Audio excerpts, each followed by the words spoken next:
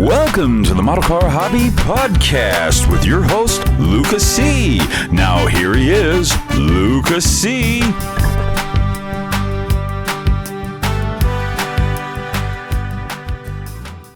Well, hello, my fellow car maulers. How are you doing today? Welcome back to another episode of the Model Car Hobby Podcast. I am bringing on a guest that you may or may not, depending on what side of the country you live on, you may know who this guy is. Been around for a while. He's been a relic in our hobby, and especially down in the Southeast.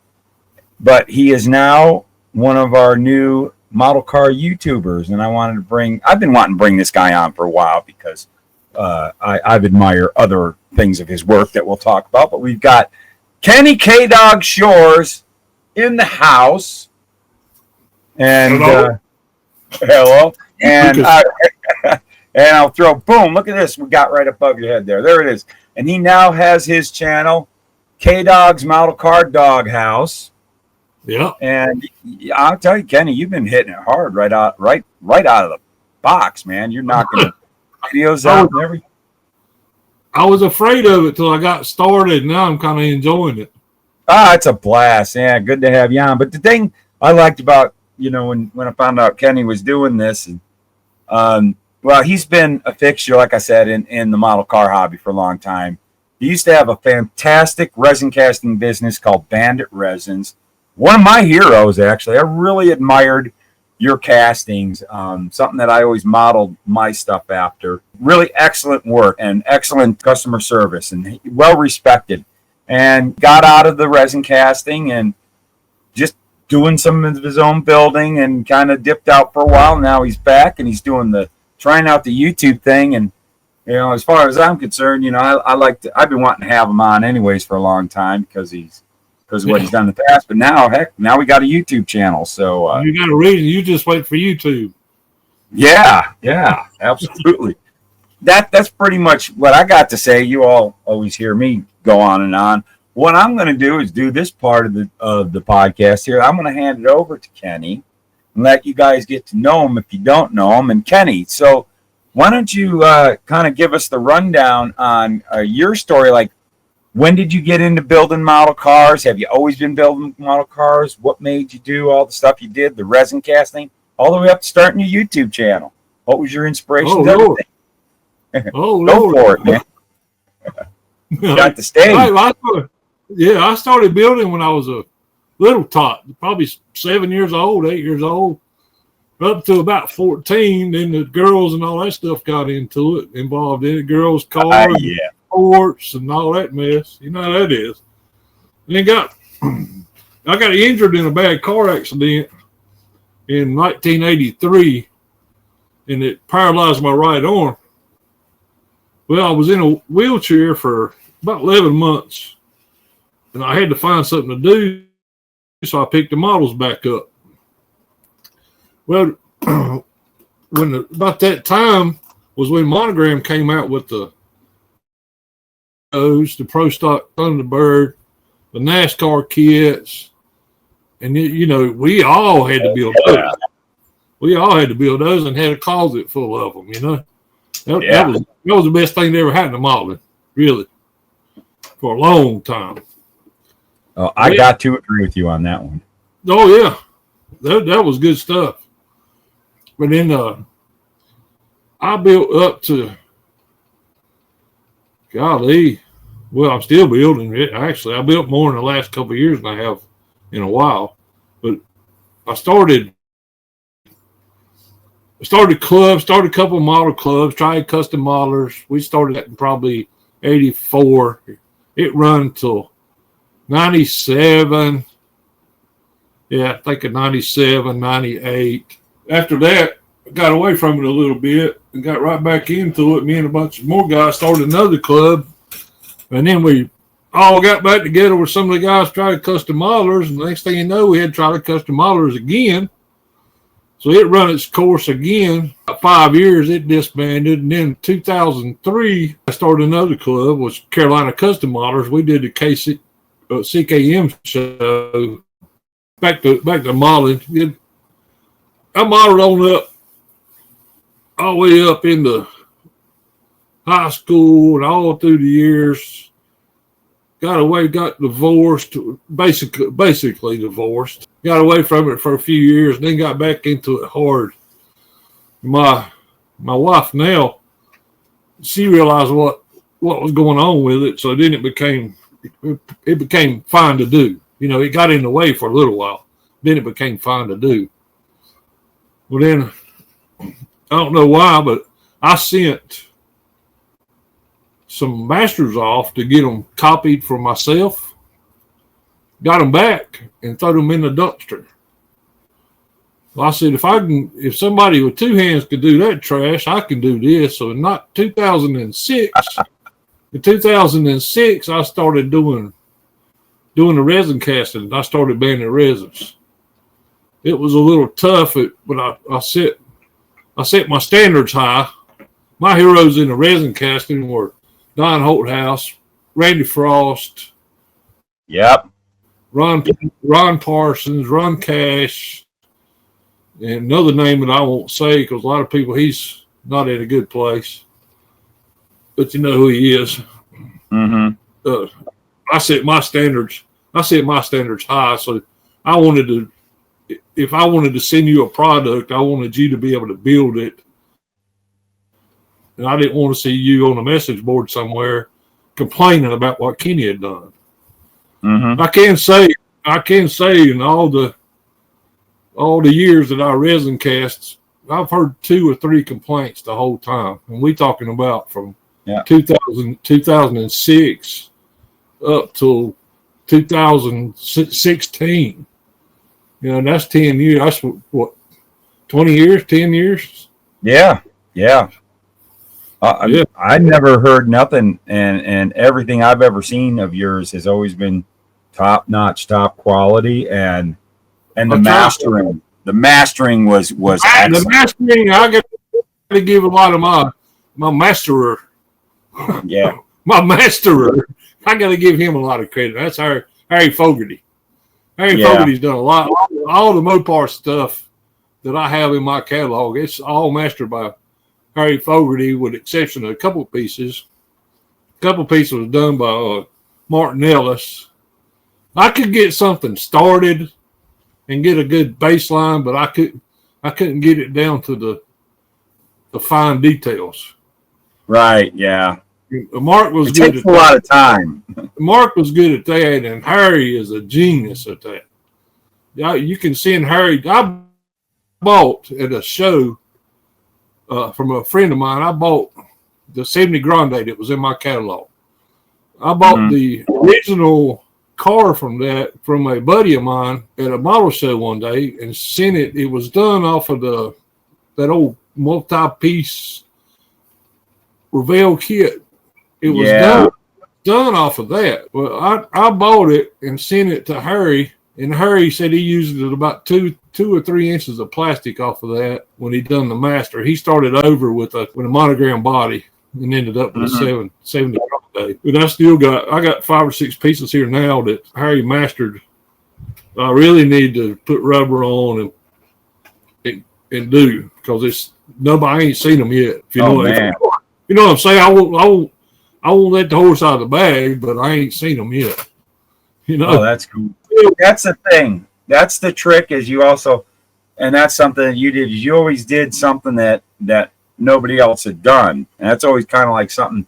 That's why I don't have a lot of bodies. I got a lot of ideas. Is I want to do things that aren't just grabbing some old kit and dropping that body in rubber.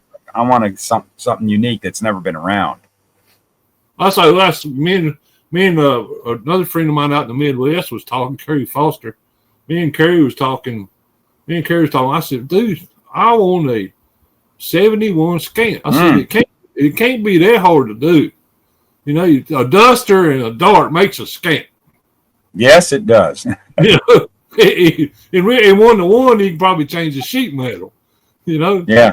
Kerry started it. I piddled with it a little bit. Then I called it. That's how me and Harry got together. I just called him and asked him if he would master that Scamp for me. and he did. That's Mhm. how I got the scam.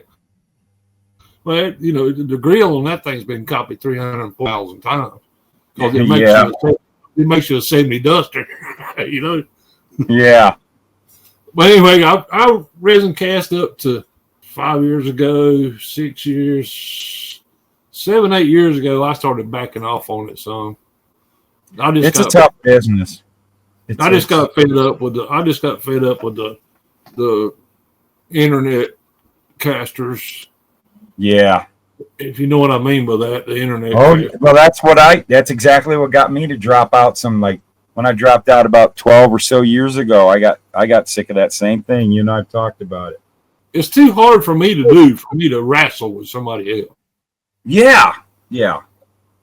You know, Yeah, exactly. I do it one-handed. You know, it takes you, how long does it take you to clay a body? Oh, man. I just recently clayed up, you know, that Chevy square body cab and all that stuff. I think I had, you know, if you want to do it right and you have nice molds come out, and that's the trick. The claying is incredibly important. You got to put a lot of time into it. And I want to say, I bet you I had 20 hours in it with that and all the other pieces and stuff. It would take me 4 or 5 days. Probably, well, the claying would took the most, and then flat out forming it and pouring the rubber and then doing the plug. Yeah, I probably had close to 40 hours in it. Figuring out how it all locks together and together and the size don't bulge out. But the best one I have ever had conversation with, the best resin caster that I ever had conversation with was Tom Coolidge. Promo. Me and him got to be, but he sent me the 50 Pontiac, and I had in my line for a little while. He said, "Here, I'm gonna send you a mold." He said, "So you'll know how to make a mold."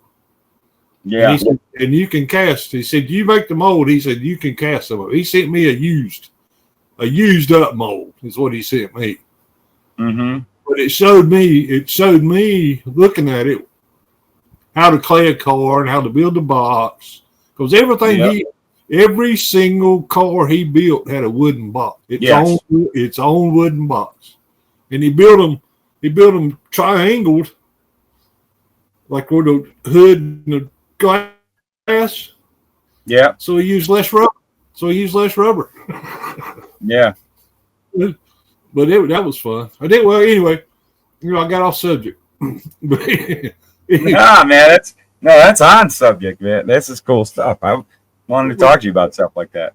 But yeah, I'm enjoying the YouTube thing, dude. It's been awesome. Fun.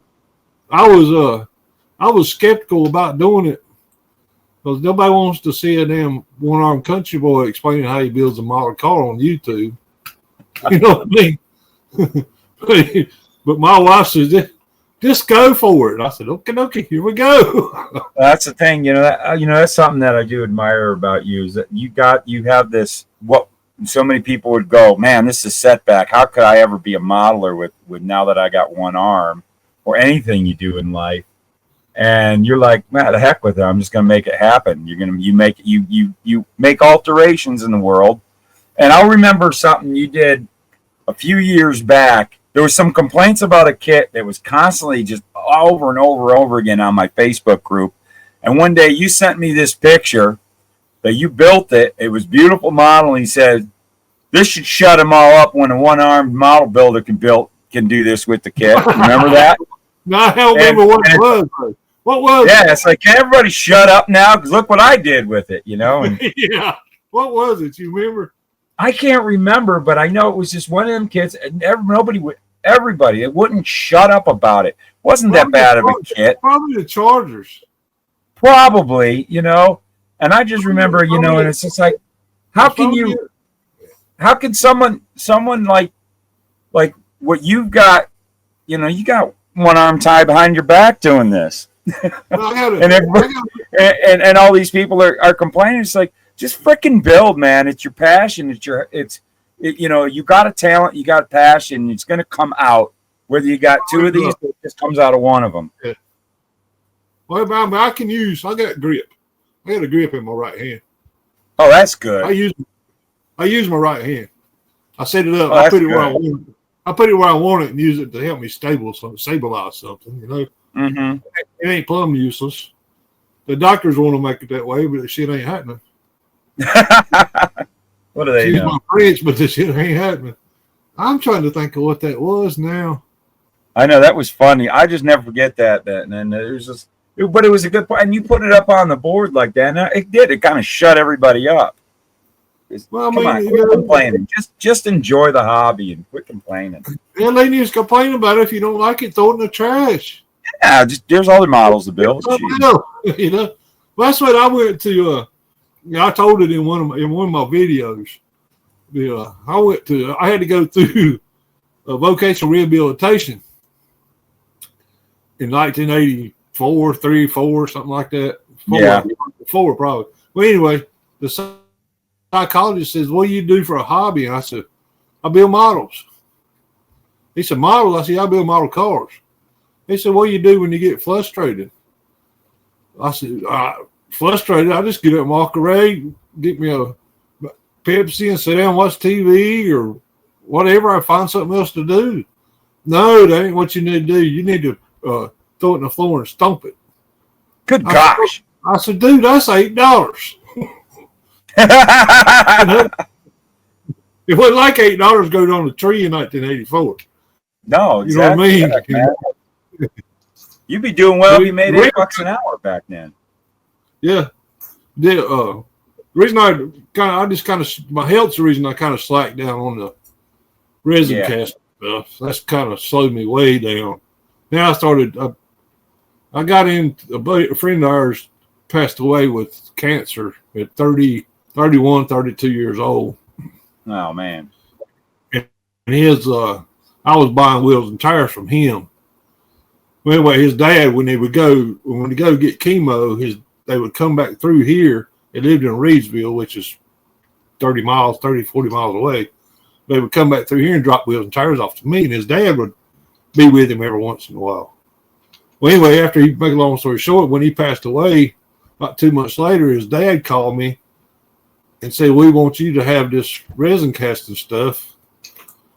I mean, this 3D printing stuff." He had 2 printers, wash tub, and he said, "We're gonna let you keep the laptop long enough to get all the stuff off the laptop." And they told me what they wanted for it, and I said, "Sure, I'll take it." One weekend, I got all my money back in 1 week. Yeah. You know. Yeah. That was a good thing. Well, that got me hooked on that. So now I got 4 3D printers and wash vat. Thinking about buying a newer printer. I ain't messed with that since February. I printed a bunch of wheels up to go to Salisbury swap meet, and that's the last time I've touched that. I've sat here and messed with some files. I don't know anything about CAD, so I'm not one to draw. Just learning how to print is one thing. Yeah. I ain't going to jump that hole of trying to figure out how to create something. I haven't made the leap yet over to any 3D printing yet. I'm kind of like concentrating on getting my casting going again, and I got 3D print guys that help me out. Like have made some masters for me, and that's been what's been great about the 3D print stuff is it's bringing stuff to the hobby that we couldn't pull off. You know? We'd have to try to scratch build, and these guys are coming out with the small parts. And quite honestly, it kind of forces, if you're going to do 3D, if you're going to do resin casting like we do, the 3D print guys got the small parts, man. I don't even deal with little parts anymore. I rarely will even do wheels. They got that. So I stick with my conversion kits and moving into bodies and stuff like that. The only thing, if you messing with resin now, the only reason you need a wheel mold is if you got a 4 or 5 ounces of resin left, you got somewhere to put it. You know? And that's what I do. And it's like I have 2 sets of wheels that I do. They're the only ones in my catalog, and they're something nobody else does. No 3D print guys does. And one of them was designed for me by my specification, was something that was needed for guys who build Porsches. Is I wanted the Porsche steel wheel in different depths. And so Jim Rogers, I sent him pictures and measurements of what I wanted, and he knocked it out of the park for me and made me my masters. So they're actually 3D printed, but I resin cast them, and they turn out beautiful. And and like you said, I'm usually, when I'm pouring other stuff, I have a little extra resin. I throw it into a few of the wheel molds, and that's it. It's almost like spill off. I ain't seen those yet. I'm about to look them up. Oh, I'll have to send you some. They are cool. Because I'm wanting to do a pickup, a VW pickup. Oh, yeah. Got one of them Hasagawas. I want to do that. I've been wanting to do that for a while. Oh, yeah. Those are cool. I'll send you some. Surprisingly, they were very popular. The 3D printing, boy, they just opened up so much cool stuff. Yeah, lying. That so many neat little items that I can't believe, like shifters. Oh, the different array of shifters. Shifters were always something. I always wanted some cool shifters, and to find a good kit that had a really cool shifter, and it was so hard to find. Hard to do. And now, heck, every freaking shifter I ever wanted, I find every shifter, like VCG Resins and Scale Speed Garage designed up a bunch of them. And I was telling them, there's all these dream shifters I've always wanted for modeling, for like a certain shifter that was a gated shifter that they used in the off-road trucks. I built a lot of off-road trucks, and I never had that shifter. Boom, he sends it to me, and it's beautiful. And then the B&M shifter, the Pro Stick, without the cover. Even the change. Yeah. Yeah. Without the cover off, with the cover off of it. And it's just like, wow, every little bit of detail. Man, we never had that. And it's just like, it's just made the hobbies. It's made it funner, right? Yeah, I know there's some people say, oh, you get into scratch building that. Maybe so, but, I don't know, man. Carburetors, man. We ain't never had carburetors the way we have them now. No, and the one-off bodies, too. Oh, yeah. Yeah. God, I was looking at one today. Was a 53 Buick wagon. Oh, yeah. You ain't no model company would touch that. No. Yeah, there's so many of those. I mean, one thing that I know, there was one 3D print guy that was doing, I never got a hold of it. I'm sure one will eventually pop out, but one car I've always wanted to build, I always loved this car, is I love the 71-72 satellite, 4-door satellite that, they used for cop cars, the Plymouth satellite. Right. Or the Cornell. I want to build one. Yeah, I want to build one of those so bad. Or the early Cornell with 4 doors. Yeah. The early 70s. I love the 70s Chrysler 4-doors that were used for cop cars, all of them. They just had that was the best looking 4-door. They still had a muscle car look about them. I mean, I just mellowed out with that, and I've been building. I've been having fun building. Yeah, that's good. Yeah, you got to get your build on. So is it a chance? Is there a possibility that Bandit Resin might come back? It's possible. Ooh. Yeah, I ain't give up on it. That's good, man. You had some cool stuff. I'll sit here sometime and I say, man, I never did get to build one of them. You know how it works. Yeah.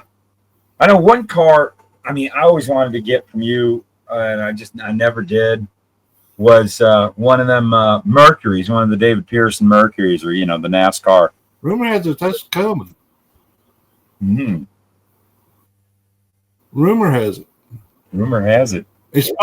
It was supposed to have been shipped a couple of dates or states, but I ain't never heard back. If you know what I'm trying to say there, I'm laying on the table. So I was supposed to ship it a couple of states. Yeah, rumor has it, yes. Most of the race car stuff I had was mastered by Buford Welburn. Yeah. I still got a lot of his master. I mean, a lot. You remember all the front end conversions, all the grills, and I got all the masters. Yeah, I remember. There was one when he was building it, and you were posting pictures of the progress. Was long before Salvino's JR Models came with their Monte Carlos, was your Monte Carlo. I think it was the 77, the square one, the square headlight one, 77 Monte Carlo. Man, that was turning out beautiful. And also, I saved the pictures. They're in my computer. You also were working on the Oldsmobile, the Oldsmobile, the 77, 78 Oldsmobile, whatever. I think it was 77 442 Oldsmobile. glad to see it in a kit for myself. Oh, that's what caught my attention to those guys when they did that. It was when that was coming, because I had been, because I know I wanted to get yours. I was watching that getting made, and for both of them, because I big Darrell Ultra fan, so I wanted to do some Gatorade cars. And they did the 77 and the round headlight Monte Carlo and the 77 Monte Carlo. Mm-hmm. Yep. I wore a ton of rubber out on them. Yeah. And the two Mercuries, the coupe and the. Those Mercuries were beautiful, man. I got some stuff in the kitty I'd like to do. If I don't do it, I'm gonna make sure it gets done. You know what I mean? Yeah, I follow you. I'm gonna get it done somewhere else if I don't end up doing it. Yeah, your quality was always top notch, so it's got to be. Yeah.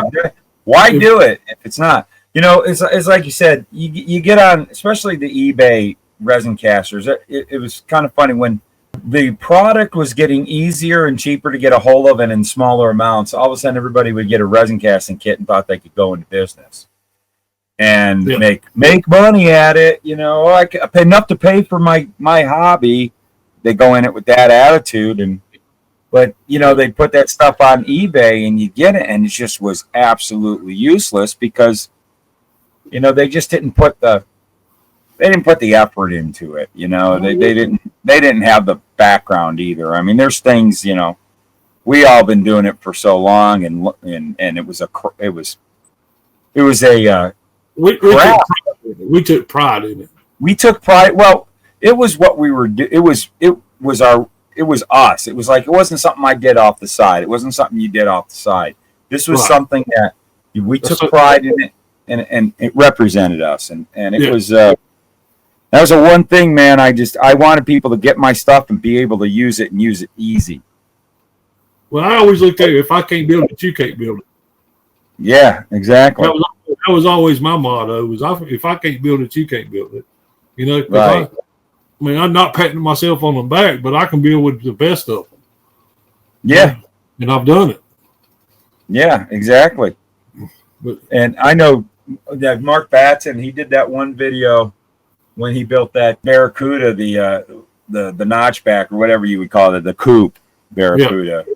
Gosh, that was another one too that I always wanted to get a hold of. That was done. That was beautiful. Did you master that, or who mastered that? I'll tell you how that came about. I bought one off of eBay, and I knew it was an old one. You could tell by the resin it was an old one. Mm-hmm. I don't remember the guy's name, but he's passed away now. He was on Spotlight Hobbies message board. Okay.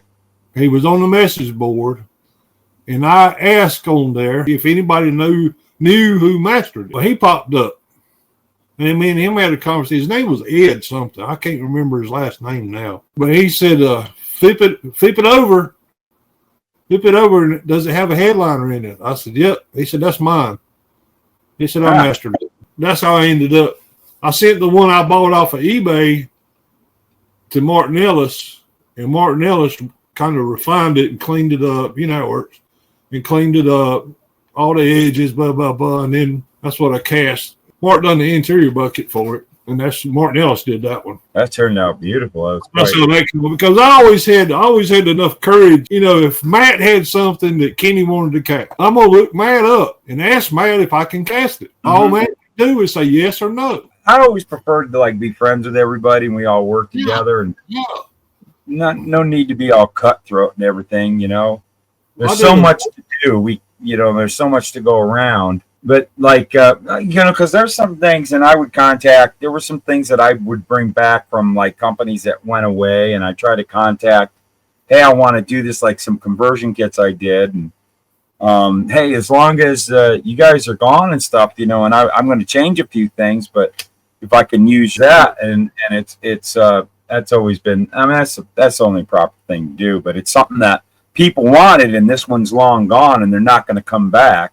You got to have that element of respect, that. Yeah, that's all it takes. Like I said, there's been so many times I had things that I decided I didn't want to do anymore, and I'd let another resin caster do it, and It's like, yeah, whatever, go for it, man. There's a lot of customers out there. There's plenty to go around. When you got guys who want to just take it and claim that I don't know where it came from, but I'm just going to make a mold of it. And they know where it came from. They think that's going to get them out of it. Yeah, that's the reason they wanted it, because they knew where it come from. Yeah. So my latest project I had fun with was building those. I built 3 Snapdragon chargers. Yeah. And I did Dirty Murray Crazy Larry, and I did Kenny Wayne Shepherd's Extreme League, and then I did the General League. Right. And now I got to figure out the bullet car out next. Oh. I want to do it with a Snapdragon chassis though. I just want to set it up on a shelf and have movie cars. Then I'm gonna go after the Daisy's Roadrunners. I want to do both of the Roadrunners that she had in the early scenes. She had both body style road, the early 70s, the 71, 72 body style, and the 73. I want to do both of those. Oh, that's cool. Yeah, I don't know, man. Just something. I love 71, 72 Roadrunner satellite. That's about my favorite Mopar. The prettiest body style, I think. It is. I love that. And I was so stoked when Silvino's JR Models came out with those the NASCAR and that the body was done more like the race car than a street car. Looked right. Yeah, it looked right. It looks really awesome. In fact, I got one that I wanted to use that body, but I'm going to make kind of a street machine with it. I've always had this idea. I have not built one of their NASCAR kits yet. Oh, you haven't? I got boxes of them, but I ain't built one. I haven't finished. I have a Charger. You ain't finished the model kit in a long time. I ain't finished a model kit in 20 years. You can't even finish a damn monogram Malibu. You can't even finish a Malibu. Oh, man. Just saying, you talking about this right here? Yeah, you need to finish that. Boy, howdy, I got a lot of eyes on me to get that finished, don't I? I got one coming in the mail, too. I know. I better get it done. I'm going to be in a lot of trouble by the end of the year if that thing ain't done, huh? Well, at least you can get that tarp. You can get one half of that tarp anyway. I haven't opened it yet. I'm going to do a video on that. I'm kind of like, I thought that was wonderful. Yeah. Yeah, that was funny. Yeah, that was hilarious, man. That video, him sawing it in half. I don't know. I could use the chainsaw, or I could blowtorch might work. That was great, man. Yeah, that was funny.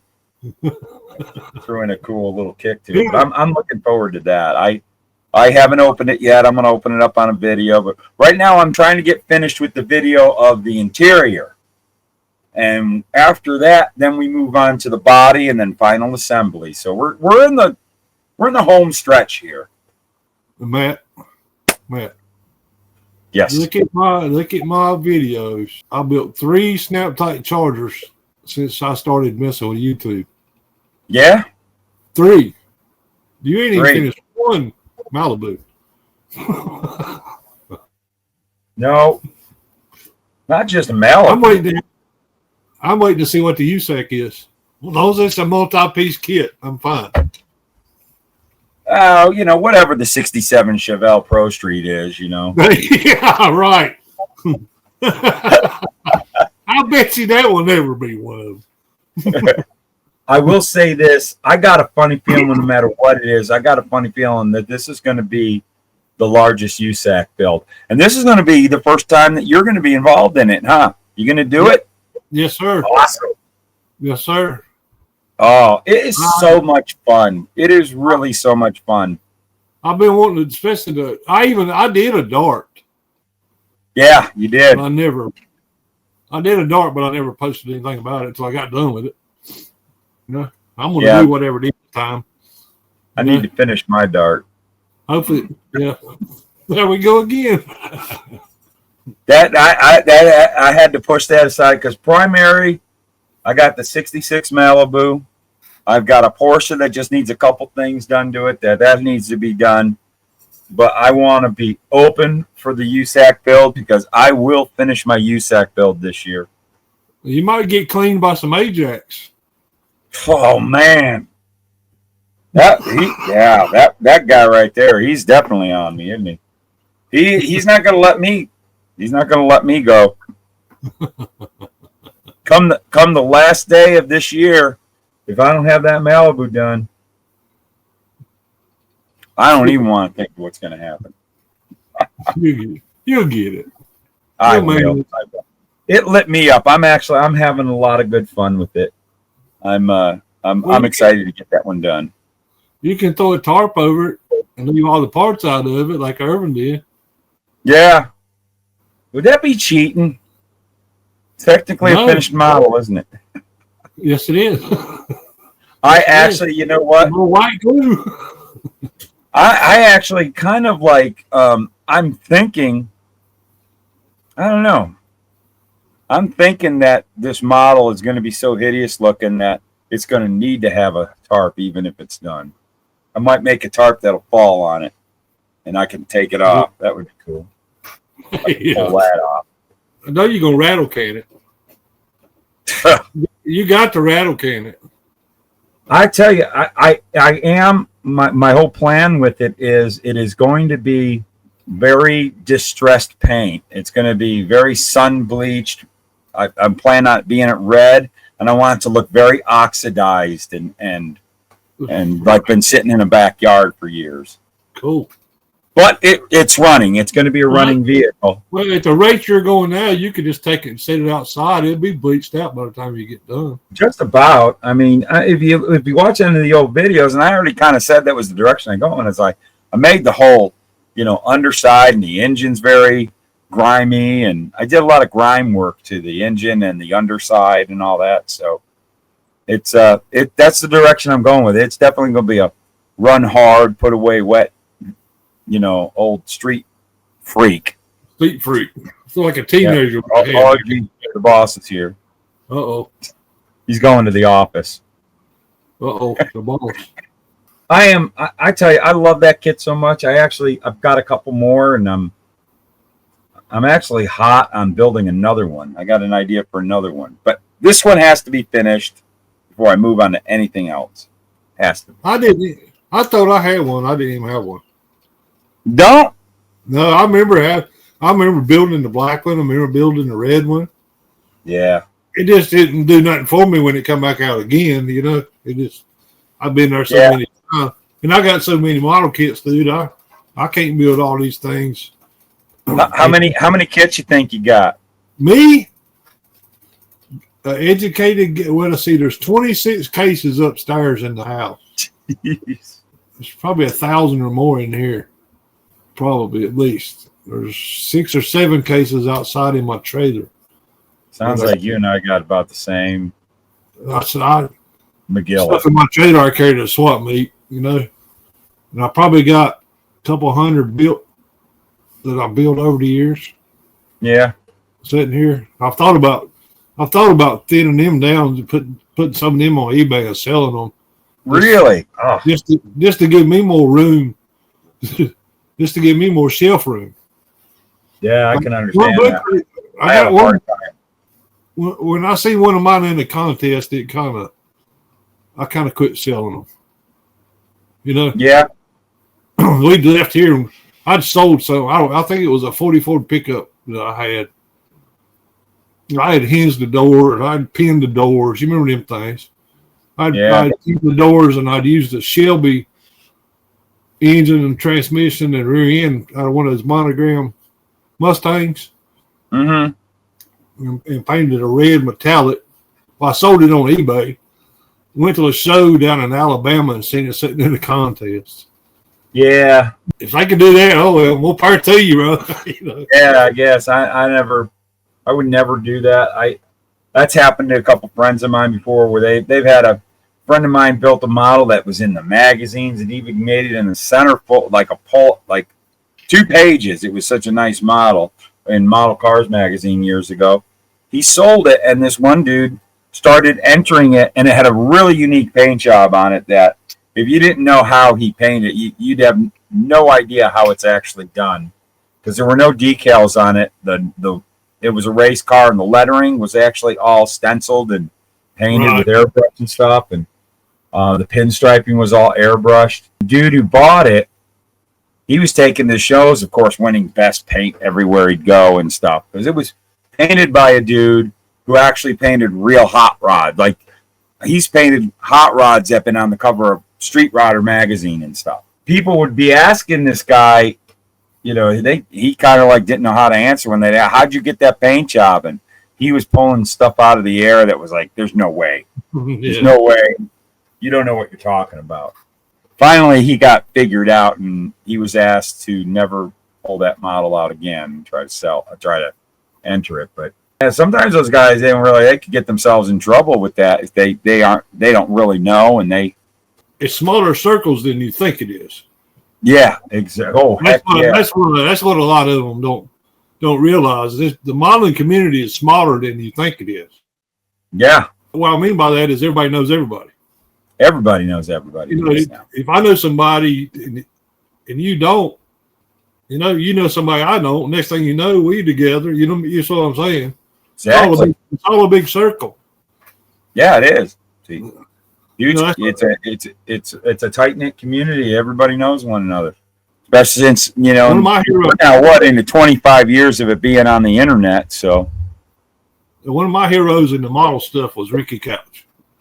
Oh yeah, Ricky Couch was one of my heroes. We great. I can tell you a Ricky Couch story. We went Gray, Tennessee, probably 1986, 87.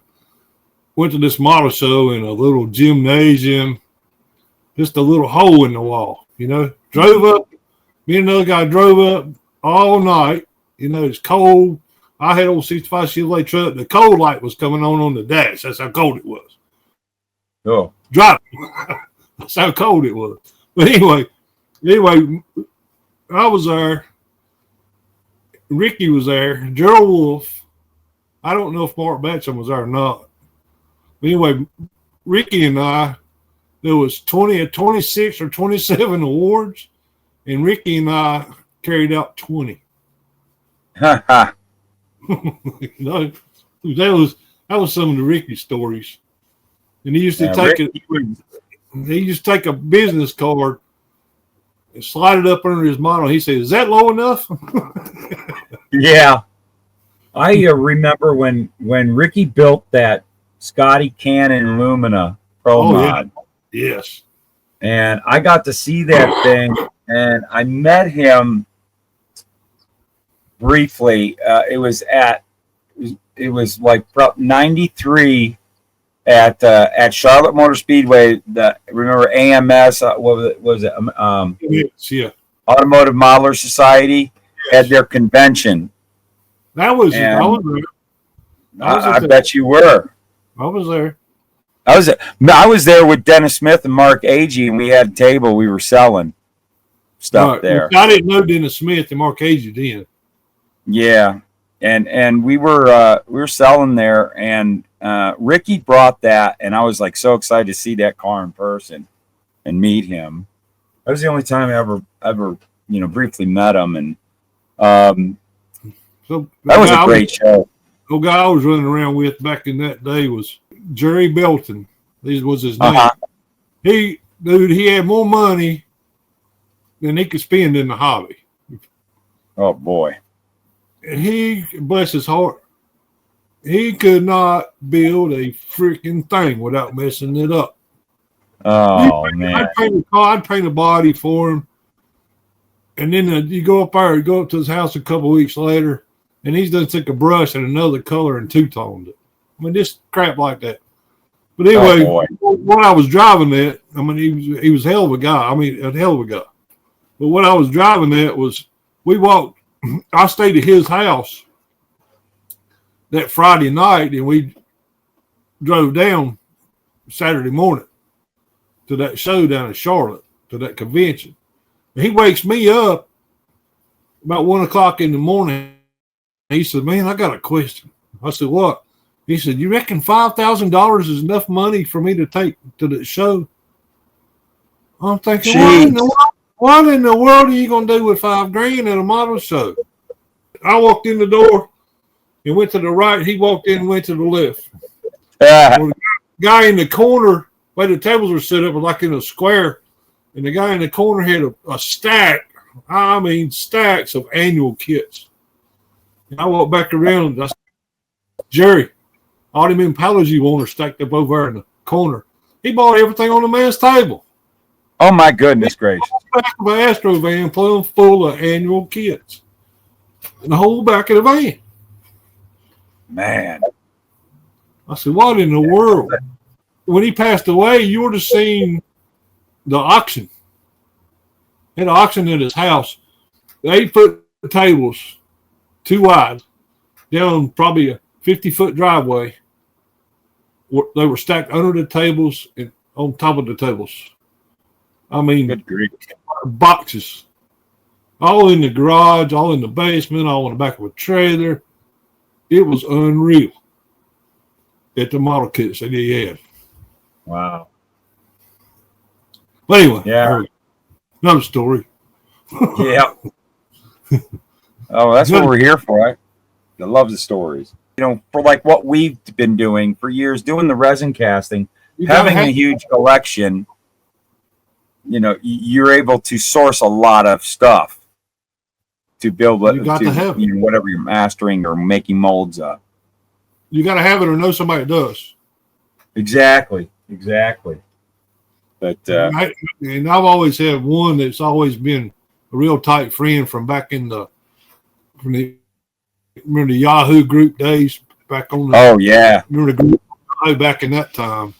You know, that's when I met people like Steve Zimmerman and Kerry Foster, Daryl Glassaway. You know, just all still good friends. You know, yeah, good people. But from back, Kerry, I can call Kerry and I'll say, "You know where this is at?" And he'll tell you what kit it's in. I think that's in such and such.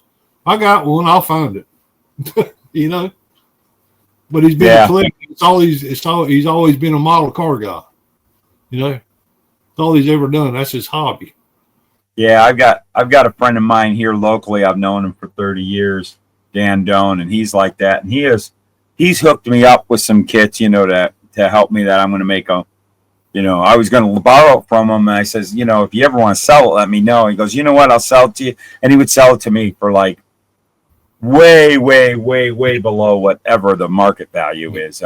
Because, you know, he just, I want to help. I like what you're doing. And he knows what I'm doing it for. It's good to see you back in it. I remember you back in the old days. The olden days, yeah. I found the rear ends to Oldsmobile. I found them the other night in here looking through something. Oh, those things. I was just recently talking to somebody about those.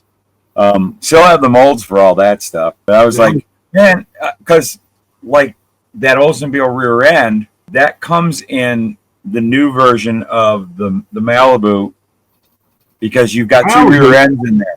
The Malibu?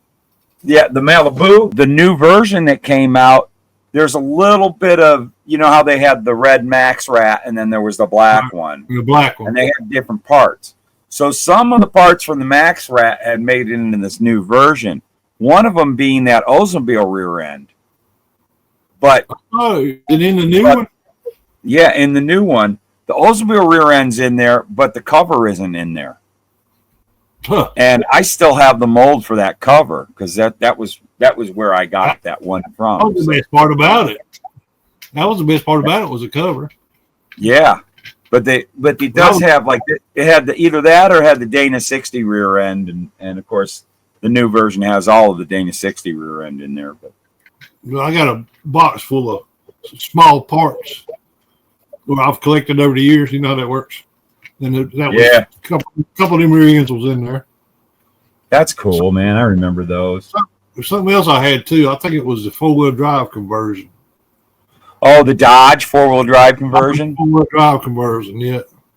I was going to come back with that when I started, couple years ago when I brought Luka C products in. I ended up not because they were bringing the Warlock out, so I didn't come out with that kit. In round 2, we brought back the Warlock. I figured what was the point of making that conversion kit? I always thought about bringing that one back if ever need be. That was I did a couple of Dodge pickups, starting from the the little Red Express. Was it that's what was out at the time when I put that out? Yeah, I basically built one of those, put all that front end, all that 4-wheel drive under it, and you did some grills too one time, didn't you? Oh yeah, I still do those. Yeah, cool. If you go on to Andy's, you still see those. I still make those. Cool. The 72, 73, and then it's the 74 to 76, I think. I never kept up with the years. Yeah, I don't know. Me neither. I always have to think hard about it, but there's like 2 other drills. I never kept up with the Dodge years, and the trucks especially. Yeah. Speaking of trucks, you got yourself one that you built, a real one. A 65 C10. Yeah. It was abandoned in a body shop for 14 years. One of my buddies found it and called me, told me what he wanted for it. Well, me and my wife went and looked at it, and I was going to log off because I don't want to do this. I didn't want to do that again. Because I built one back in 95 and 96. I built one back then, took 6 years to build, but then sold it. Anyway, my wife says, you better buy it because you ain't going to get that chance again. So I bought it. I've got it about 90%. I still want to put a 700 R4 in it. Oh, yeah. I'm having some brake issues that I can't get straightened out for some reason. I guess I'm just going to have to start over fresh with that. Put disc brake in front of it. It's been fun so far. Yeah, that's cool. I know you posted something that you were thinking of trading it for a station wagon, which... Yeah, I almost did. My cousin was one, and I was going to have to take all the money that he give me for the truck and put it back into the wagon. Yeah. And I got to thinking that, hell, I know every bolt on that truck. Yeah. I've had the truck torn plumb apart. I didn't know nothing about that wagon. And it had island issues. It's got a Holly TBI system on it. Oh yeah. It's got one of those on it. Yeah, it's had a Sniper 3 on it, I think what was on it. Yeah. And it was having idling issues. It was stalling out, and when it set in idle, the idle would run up and down. He says he just had never been learned, which he knows nothing about it, so who knows? And I was looking at it, there you go. If that's bad, there you go throwing another $2,000 at it. So $4,000 on top of what you already give for it. Yeah, I can ride now with air conditioning. Yeah, it's kind of safe to just stay with what you know. Yep. Let's take this opportunity. Why don't you want to give a shout out to whatever you want to promote, like your channel? The channel mainly right now, KDogs Model Car Doghouse. That's what I've been playing with mostly now. That's about it. 3D wheels. I would still do the 3D wheels, but I ain't got no way to advertise them or anything. But I'm a seller. I can sell Z-Force wheels and tires as long as I have the file. Yeah. Yeah.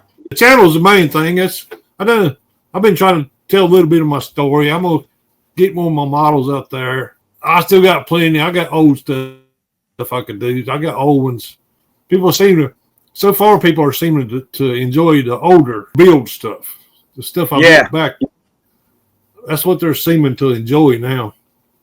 Yeah, that's always fun. I'm looking at the antics. If I ever figured the antics out. Oh yeah. Well, it takes some learning. You get the hang of it. But the best thing to do, the best advice I can give anybody is you just do it and keep consistent in doing it, and you learn it. That's see what happens. Yeah. Part of what you've put out has been some interesting subject, model car stuff. So I'm gonna try to keep it short. One of my friend of mine, he said, I never look at anybody's model car videos on YouTube. He said, I never. Yeah. And he's a model car builder. He'll go read message boards all day, but he will not go to YouTube and watch a video. But he said, I've seen every one of yours, and every one of them's kept me interested. So that's good. I don't know. It's storytelling, dude. You're doing some storytelling. that's what's cool about, and I enjoy doing that too, bringing out some of my old models like I built years ago. And you kind of have a story. There's always a story behind every build that we do, you know? Yeah, I ain't think about it that way, but I guess. Yeah, storytelling, man. That's what we're doing here. Well, thanks a bunch for coming on, man. That was a fun conversation. I mean, glad to see you doing what you're doing, staying in it. I know you had dipped out for a while. I was real happy to see you come back because I was a little concerned about you, and I'm glad you're feeling better and glad you're back into it because you always been one of them guys that was a doer. So Kenny, I always put my guests up against the wall, put you up in front of the firing squad here, throw you out under the bus, or however it says. I have the guest do the sign off. If you remember what my sign off is, you think you can do it? Oh yeah. Oh yeah, I can do it. All right. Well, I'll put you right up front. Gluing them fingers together and cutting that styrene. Model on. I got close. Right, put on your model on in there. Good job. All right, man. Thanks a ton for coming on. Everybody go check out KDogs Model Car Doghouse.